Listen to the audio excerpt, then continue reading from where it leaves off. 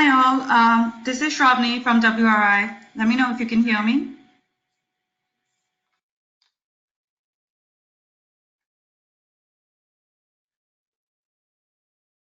All right. So I think it is time for us to start the webinar just now, and I am really, like apologizing for the extreme delay that I have caused just now. This was really because of inevitable circumstances and due to some technical error. So this was like completely out of our control. So, all right, let's begin. Apologies for the delay again. All right. So this is Shravani from WRI, your host for today, and it's a new month and a new topic.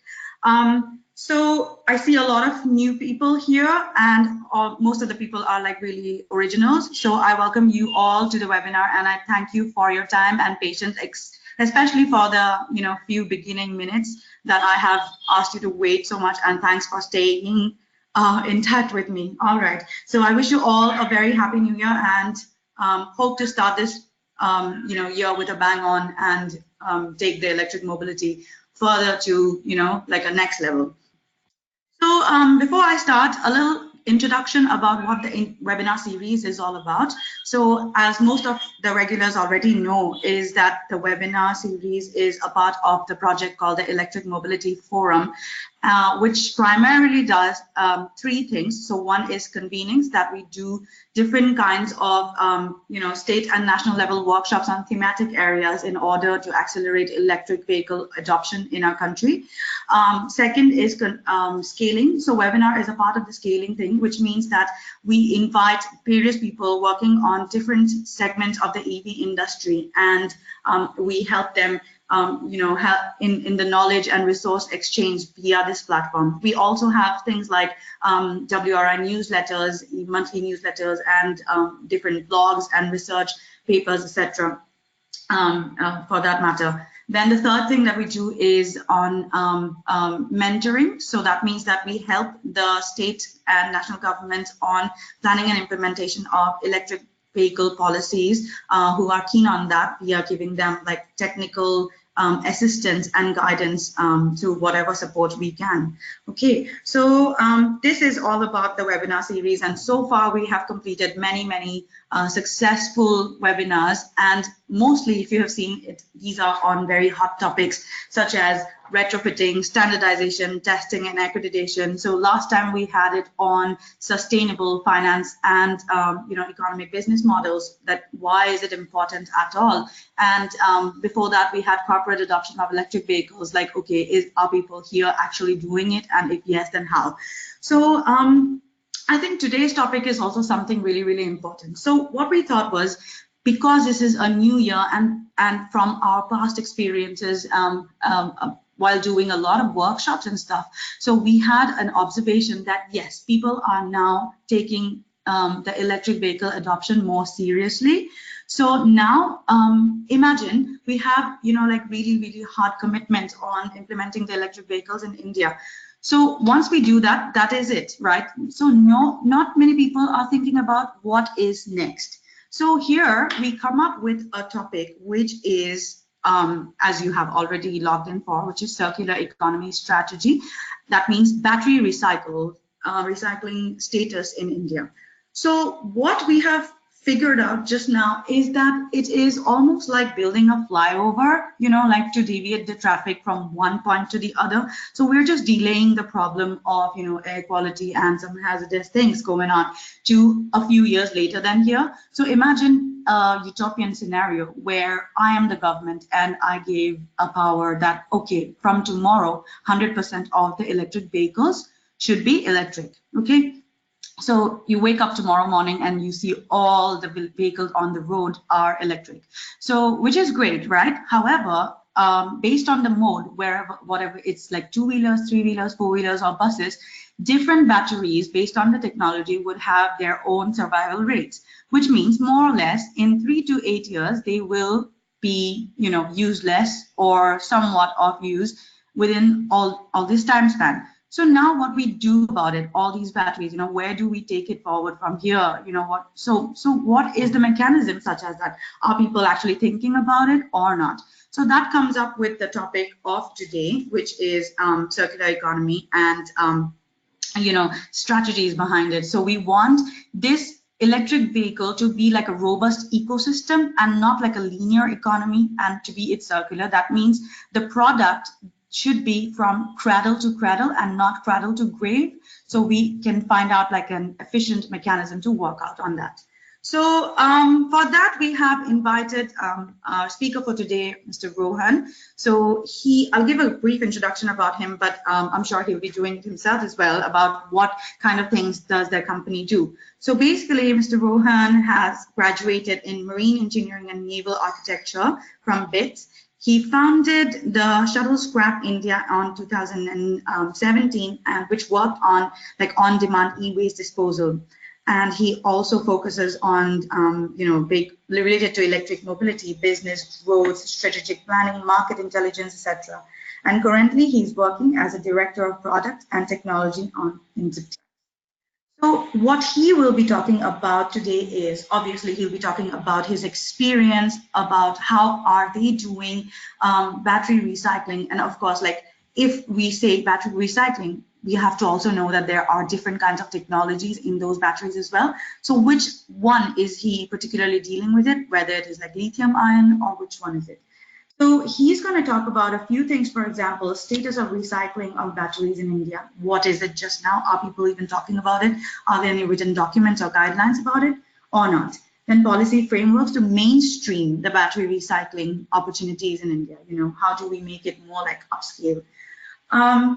The efficiency of recycling of these batteries. Imagine like you're completely working day and night on recycling these batteries, but is it really worth it? How efficient is the process, and what are the different kind of methodologies? And then generation of job opportunities. So if we create a robust ecosystem, how are the different stakeholders involved in it are going to benefit from it regarding job opportunities? So before I hand it over to Mr. Rohan, a few logistical things that I would like to mention. First of all, thank you for all your questions that you have sent it out to me via registering. And I've also gotten a feedback that this time's feedback form, registration form is like really long. But trust me, this is again for your benefit so that we know what your queries are and we can take care of that. So one is that. So when you ask your questions, obviously you'll be having a lot of questions in between. So please ask your questions in the questions box and not on the chat box. Number two is that the video and the presentation will be uploaded in the same link that you have registered, as you have registered in a week or two, and you'll be getting a notification for that. And the good news is that whoever has attended just now will also get a certificate of participation, which is amazing. So apologies if we cannot take all the questions just now because of time constraints, because you've already noticed that we have wasted 15 minutes of our time already on figuring out logistical errors things. So now I hand it over to Mr. Rohan to take it forward from here. Okay. Hello. You can take it from here. All right. Thanks, Shravani. This is Rohan this side. Very warm afternoon to our audience. And this webinar is based on circular economy strategy for batteries in India. I hope I'm audible to everyone. Yes, Rohan, you are. Yeah. All right. So let's start with the key points of discussion. This is pertaining to the status of recycling of batteries in vehicle factor in India. This is also related to potential of reuse of these batteries in other applications, the mechanisms of recovery and utilization of the materials from these batteries.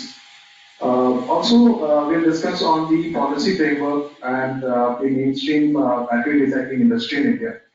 The one thing that is quite important with relation to batteries is the environmental aspect of battery recycling.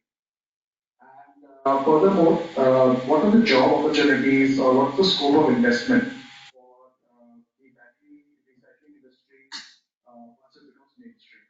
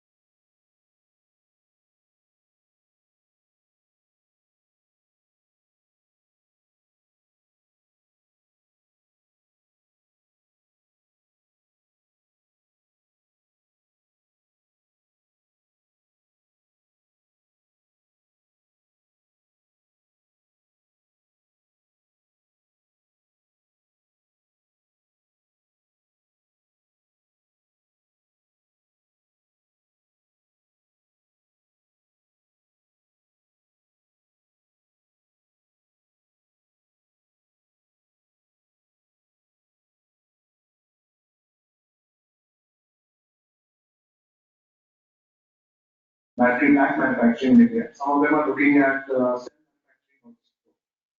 And how does this start off with the supply chain aspect of batteries? Let's discuss in the next slide.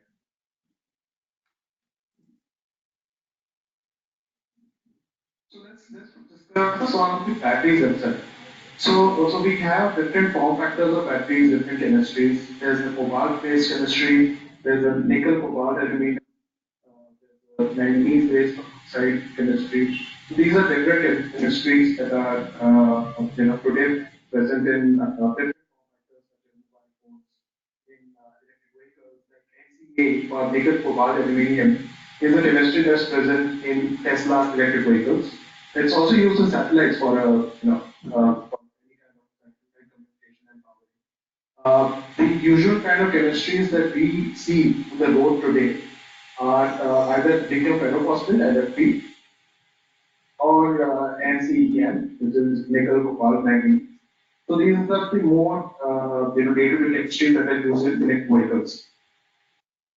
Here is a sort of chemistry alteration with the anode being lithium titanium and the cathode being one of these five chemistries.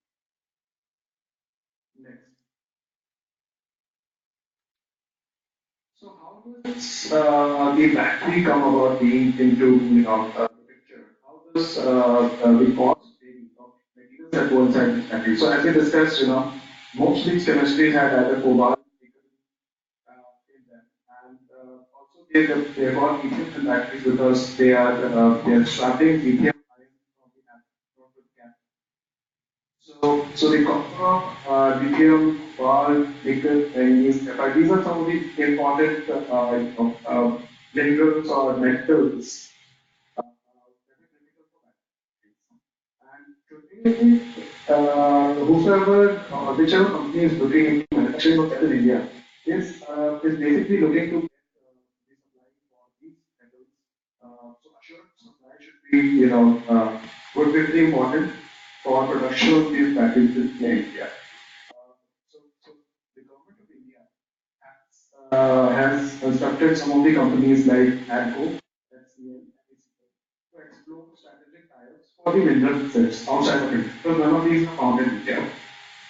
We can see that these are quite expensive. For example, cobalt, cobalt oxide costs around $32 per kg. And we have put the graph here for the different battery materials to show their price trends over the past years. Next slide. So what kind of batteries can be recovered? What kind of materials can be recovered in these batteries? So for example, we spoke of LCO, which is lithium cobalt oxide. Primarily, we can recover cobalt from battery. There's also lithium, prospectively we can recover. NMC is same as nickel cobalt manganese. So these are different types of nickel cobalt manganese. We can see that a lot of different materials can be recovered if batteries as well. So not necessarily we need to mine these from countries like South America or Australia or Canada. The mining of these batteries is very intensive. So there's a large amount of emission that comes about. And because we're trying to make it as cheap as possible, cycling actually mitigates those carbon emissions. We'll see in the next.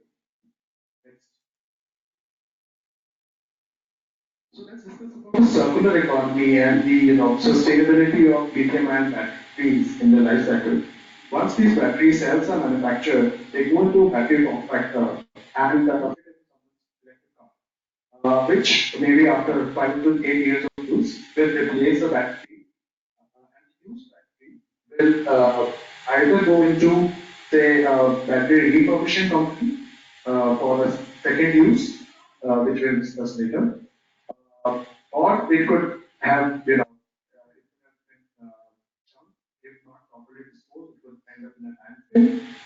Or the third aspect is that raw materials are extracted from the factory and then put back into the cell manufacturing.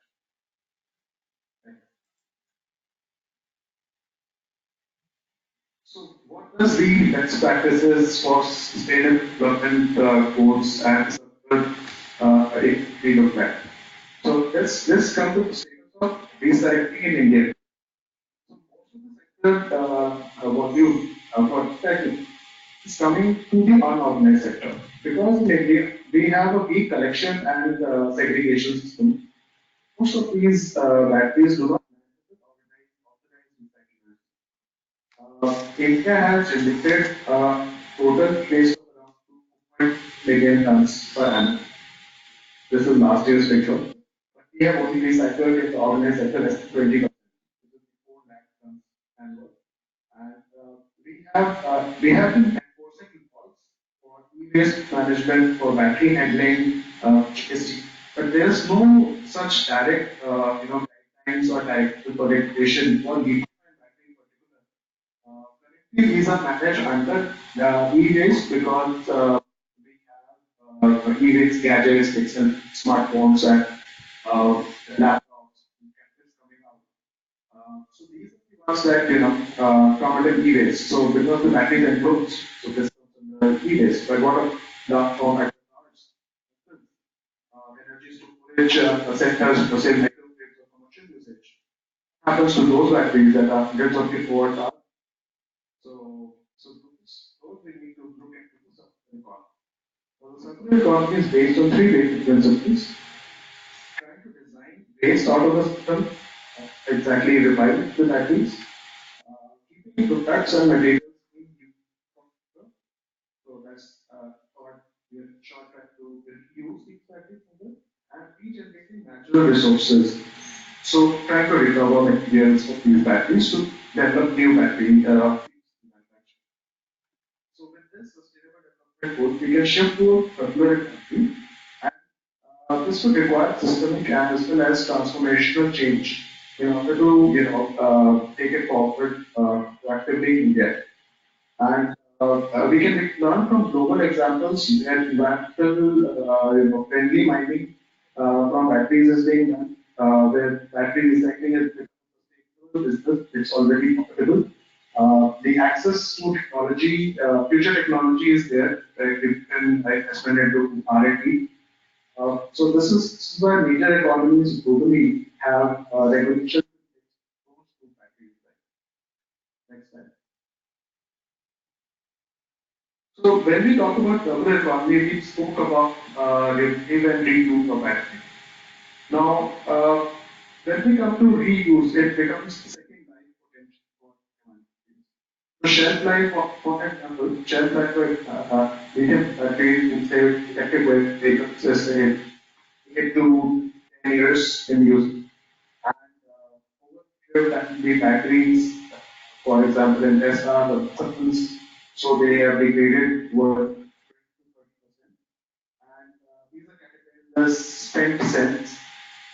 So these spent cells, this contain 70 to 80% of their capacity and can shut in the second time without destroying these batteries, if their materials or something in the landfill, there's still enough to really extract from these batteries. These applications to residential or commercial power backup, grid stabilization, renewable integration with energy storage, integrated EV charge stations, light mobility use such as two-wheelers or also application as a teaching assessment also it can use commercial. So new business models coming up. So second type battery is sort of a new asset class with low capex, low cost of creation, lower depreciation value, and because they can also enable the battery swapping. So we have less warranty cover, less headache to get to. Next. So this is where I will introduce what DIFTAX is doing. DIFTAX is enabling circular company to post-loop battery recycling. It starts from sourcing and sorting battery. For current chemical companies. They do a quality check how reuse these batteries. So this is a system for testing, grading these batteries with the QC done. And thereafter, we repurpose batteries that are good enough to be reused in some applications, and they are then classified into two-wheeler or three-wheeler kind of applications, and also into energy storage stationary. On the other side, when we find batteries that are not good enough for reuse, these are sent for separation and electrochemical or electromechanical ways to extract battery materials, which are then resaleable material output which include cathode material, anode material and also metal oxides, and the pure material like copper, you have steel, plastic, and living that directly developing the adjacent industry for manufacturing these from the aspect of high quality cathode material, we can then process further using different metallurgical processes process refined salts which can be manufacturing of that. So this is part of the recovery process. Next, please. So I'll briefly introduce the method for recovery. This method is pyrometallurgical process, whereby we to control the burning of these batteries, we can extract some data from them. Necessity of materials. So this was a process that I defined case for a pipe plus hydrometallurgical combined process. This is a big process from Ubico. This is one of the active recycling from Europe. We have a combined process for hydro and metallurgical battery, which essentially use the four parts of compound. It ranges from medium batteries from Celsius goes all the way to nickel hybrid batteries, which were also used in hybrid electric. And the economical way, so this is an economical way for extraction cobalt, but the other chemistries may not be so suitable for this factor, such as tiny or lithium ferrophosphate. The recoverable materials from this lithium, aluminum, silicate, calcium, iron, and manganese. So these are not really feasible to recover this process. We are coming out of this act. Mainly cobalt will come out of this process. This cycle. Next slide.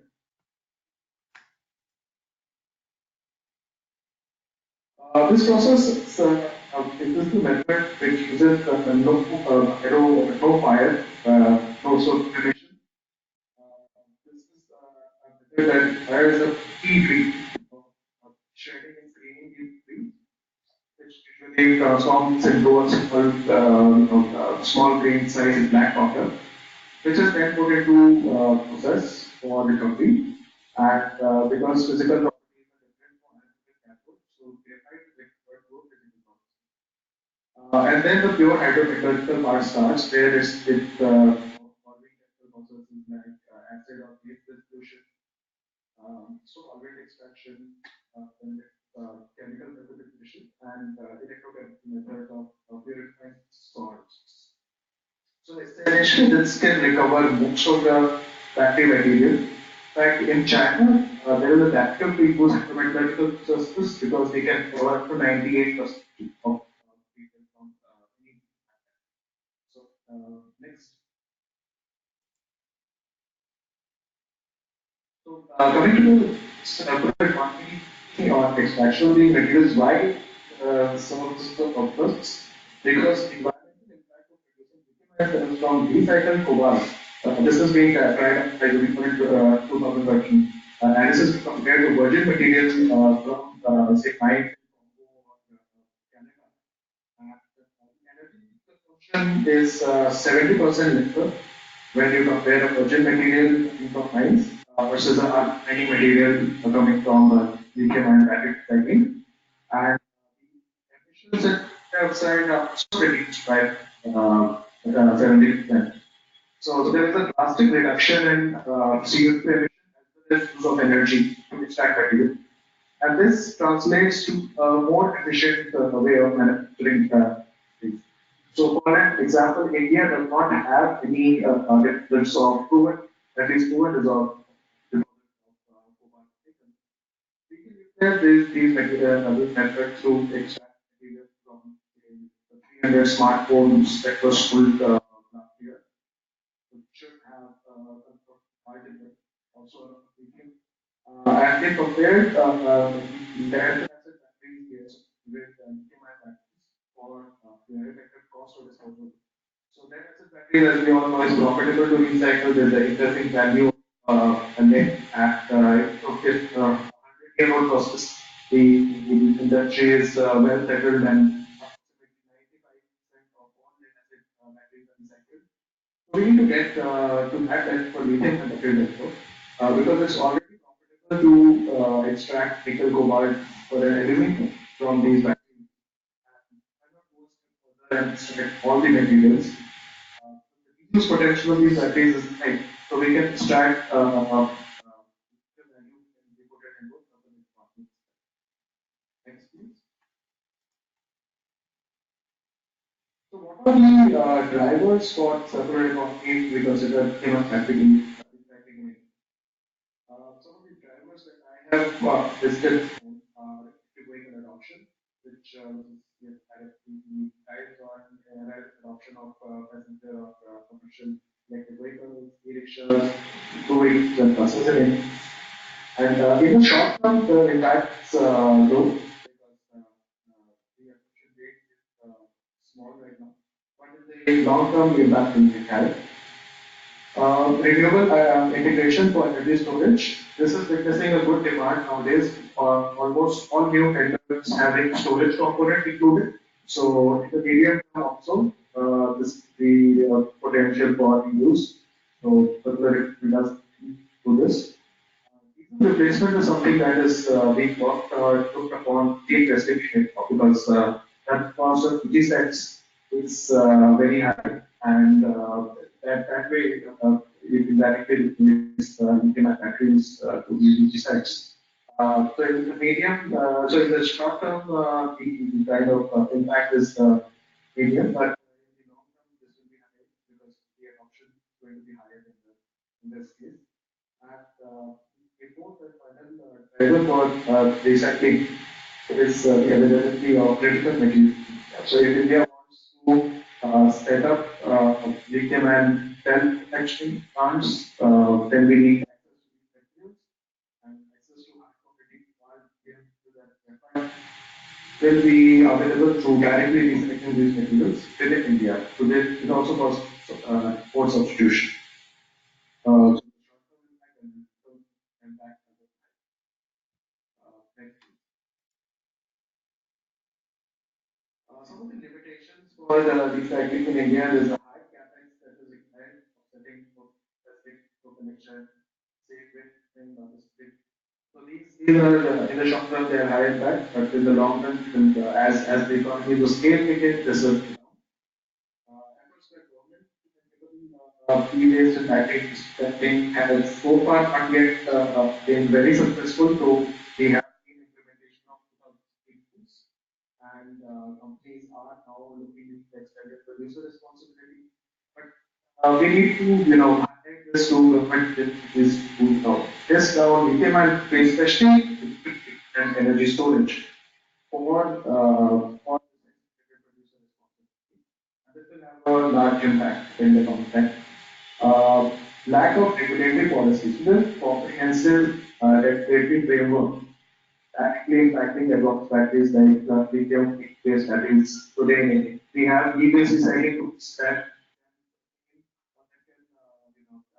directly target small batteries that are selling for laptops. But we need directives and regulations and things when we're talking about batteries such as in the vehicles. This also has a high impact. Formalization of waste management sector, well, this is a sort of long-term goal. This cannot be done in short term, and 85% of the industry is still informal. They require large investment and the production capacity to set up for this industry and this sector.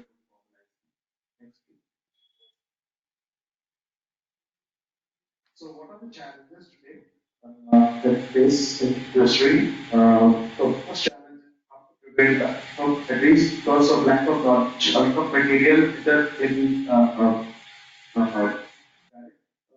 maximum or inherent in landfills.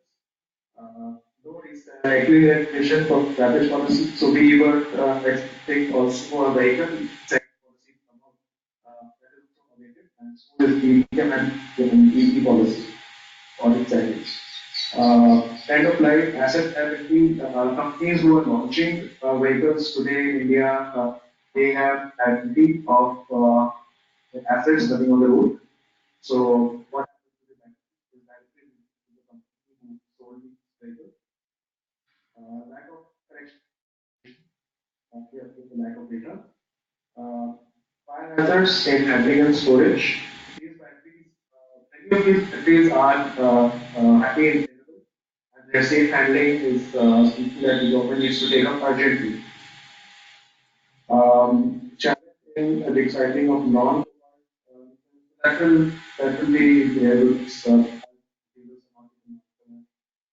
um, domination of China and South Korea in both manufacturing and recycling. So as we know, we are importing maximum batteries of China and Korea today, and these batteries are then they got to recycle them. It's also in has installed a large recycling plant of 20-25,000 tons fuel capacity for these individual plants of 20-25,000 tons. And Korea has been doing this since the last 10-15 years. So how do we challenge these countries in both manufacturing and recycling? Next up is high capital investment for setting up these schools, superior technology to help reusability of these things. These are the challenges. Next.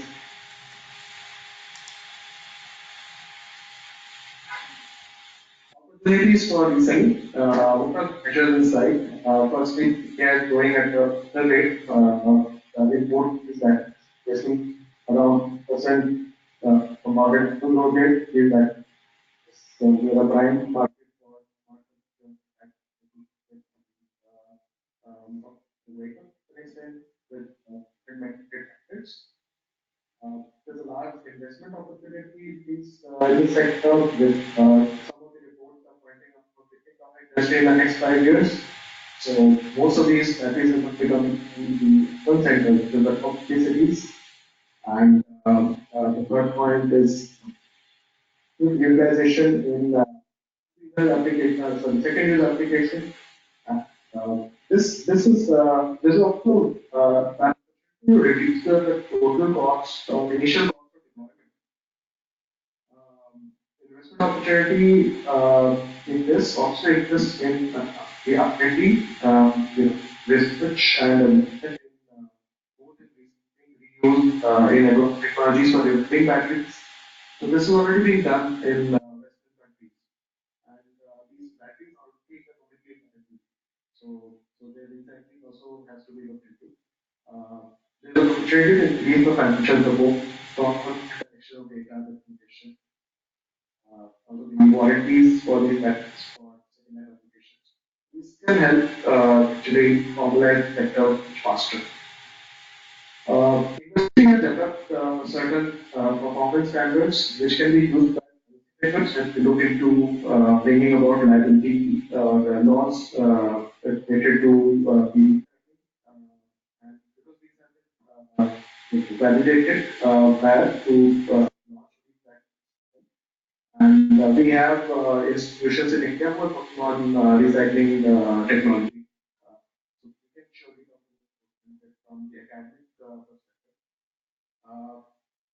Uh, so launching electric vehicles, say, car, buses, have started to collaborate with companies in the battery sector, such as gas. For an example, MG Motors recently launched their electric vehicle, and they have already tied up with companies for these and recycling these batteries. So they have had the global for recycling at the end of their battery. So this is an example of the future launches of other companies also.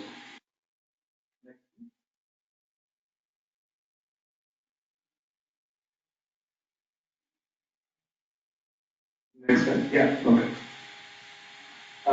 So yeah, what are the recommendations and what are the concluding remarks? So India needs regulation firstly, that is for collection, use, reuse, recycling, and disposal of these batteries. And batteries and waste should be classified as dangerous goods as they are low and they are cheap. And dumping them should be banned. One thing that was guided in you know, the EV policy draft that ORF has also been on is that they have and they proposed to ban on dumping these. So the liability of the batteries will be on the manufacturer. They have to tie up with recycling companies to save recycling. It used to also frame policies and incentives, plant setup, tax is income tax that will move forward, to come up. We need to push more and more of that 85% informal sector to formal. And another thing is the stated producer responsibility, PPR, 50. It should now cover the suppliers, importers of batteries, EV players, local units, action mechanism. Recyclers and manufacturers recycling metals can also qualify for import substitution. This PMS manufacturing will importing thousands of tons of cobalt, lithium, salts from outside. And these are critical battery materials which are that big of they're quite expensive. This will really be a direct substitution to those. So they should be given some kind of benefit either through taxation or through some duty cuts. So the final conclusion from my end is safe disposal, efficient recycling, and second use recycling factories can create a circular economy with an end-to-end both phases in a needed to greater mechanism. New investment in research and development, future technologies, as well as creating opportunities for employment. Lithium batteries, recycling them enables India to lead with self-manufacturing issues, reducing waste, reducing pollution, and reducing costs, as well as reducing the much extent of shortage in critical materials in India and substitution. So that will be all. Open to questions now. Okay, thank you, Rohan. It was really, really helpful. So, because we are like lacking in time, I can ask you only a few questions. So, these are from the audience. So, one question would be like, are there any health and safety guidelines on, handling all these batteries and while recycling it? So, what kind of workers should be there, or like, what kind of training should be given? Are there any thinking going on at the moment regarding like the health and safety aspects of how to deal with these batteries? Right. So there are provisions and guidelines given on the waste management and the battery waste management rules, which these are generally guidelines for the waste sector as well as battery waste sector. There is no such direct, guideline for lithium-ion battery handling today in India. We have a UN 38.3 regulation that allows for transport of these batteries under certain packaging and conditions. Mostly these companies who are manufacturing today need to, look into those international regulations to ensure safe handling. But Indian guidelines are so far missing. Right. Okay. So another question is, how do you create a robust ecosystem for the circular economy, and how can we make this information more available? For example, what I mean to say is that, for example, I'm a consumer and I buy the car from a showroom. After I buy it and my battery goes like completely exhausted, so where do I go? Where do I sell it? Who do I contact? And once I've gotten the information, who comes to collect it? Once they collect it, who comes in, takes care of the recycling? Once they recycle it, who takes care of the recycled products and where do they sell it? So you know what I mean? Like, how do we go about like creating a robust ecosystem? And do you have any recommendations for the information that needs to be provided to the whole ecosystem, like stakeholders who are involved in it? Okay. No question, but yeah, very important one because yeah, we need to do some capacity building as well as awareness programs, and this must come through the manufacturers of batteries and electric vehicles in India as well as the suppliers who are bringing these products from outside to India. Another way to go about it is put, we mentioned in the extended producer responsibility, wherein the producer responsibility organizations, the PROs, are also activated and they can also help in awareness programs. So it needs, it needs to have stakeholders from all sides coming in and working together on this. Maybe a center of excellence, if the government is looking to set up some kind of center of excellence, it can come out with some guidelines, it can come out with a lot of recommendations, a lot of material for awareness. Recently, we were there was some issue with fire of these batteries. So somebody asked me, should we put water on them or should we put mud on them? So I mean, it's very the information gap is a lot at present, and we need to put that approach through the regulations. I would think. Absolutely. Another question from a participant is, what are the stationary applications of lead acid batteries? For lead acid batteries, well, Or like they have. lithium ion batteries, sorry. Okay. Yeah. All right. Yeah, so lithium batteries, we have mentioned in the slide previously that there can be 7, 8 different applications that today where existing lead acid batteries.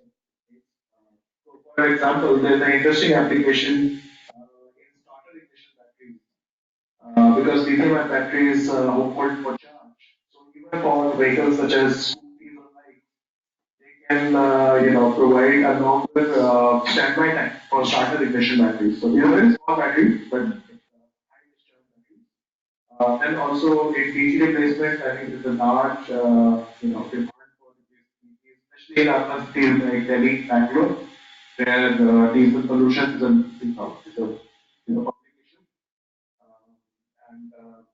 And there is also a replacement in smaller form factors such as power backup for commercial centers or for data centers.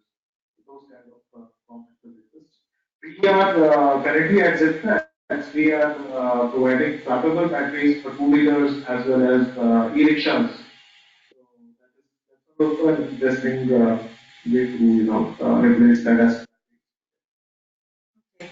Another question is that, see, we know that scientific landfills have certain rules for their location. So, that they should not be in this much proximity to the airport and, residential areas such as this. So, considering the potential hazards, so are there any recommendation or guidelines regarding the location of the battery recycling sites or the industries? So I'll just give an example from Ubico. has their battery recycling right in the city center because they employ such an high performing technology or almost zero emission. They can keep recycling batteries right next to residential complex in Belgium, and it's really a state of the art example of efficiency as well as almost zero emission from recycling. Okay. I'm afraid this is my last question. So, for those of the people who are at the planning stage of probably, getting into the recycling business, or as we have mentioned that there are a lot of job opportunities and different kinds of opportunities based on that. So, what would be your top key 5 takeaways or recommendations for them who are at the planning stage, based on your experience? Some say quick do's and don'ts. Like, you must have obviously gone through some key barriers and challenges throughout your journey in the tracks. So what are the things that you would want to recommend them to make their life easier? So at Zipras, we spent around 1 year in R&D, finding more about the sector, finding more about how these factories function, also finding supply chain, speaking of supply chain issues, looking into technology, which technology to deploy, and also building intelligence around these factories, collecting data. These would be the 4 5 points that anybody who is looking to enter, they are just planning to enter, needs to look into at first before even entering or before even setting up a facility. They need to look into that, and of course, access to capital that is essential. Access to technology that is also very critical for this. Tie-ups with companies who are deploying the batteries or who are processing these batteries. Tie-ups with companies who can connect these batteries, connection sectors, setting for their own connection sectors. So all these points are quite important before starting off. Okay. Thank you, Rohan. On that note, I might have to, close this webinar for today. And I really, really thank you for your time and, appreciate that you have taken the effort to, in spite of such conditions, you still managed to give the webinar. That is highly commendable. Thank you so much. Thank you. For having me, and my apologies for the technical issues that we had at the beginning. Don't worry, some things are out of our control, and I'm really happy that our audience were really supporting us, and they were through the entire webinar. Thank you, audience, for being there with us constantly, and I'll see you next month with a new topic. So in the process, if you have any suggestions or topics or recommendations that you want us to be doing it and you want to see it, then please write me at shravani.sharma@wri.org. The other thing is that, as I've already mentioned, that the video and the PPT would be uploaded in the same link that you have registered. Obviously, you'll be getting a notification for that, as well as the certificate. Last thing is that I would really like to thank our partners, the Shakti Sustainable Foundation, without whom or their constant support, this wouldn't have been possible. So that's all for today, and calling it off for today on this note. And please reach out to me, keep sending your questions, and we will obviously get back to you within that. And that questions note will be again uploaded on the same link as you have registered for. All right. Okay, see you next month. Thanks, Rohan. Thanks, audience. Thank you, Dr. Anand. Thank you, Dr. Anand. Cheers. Bye.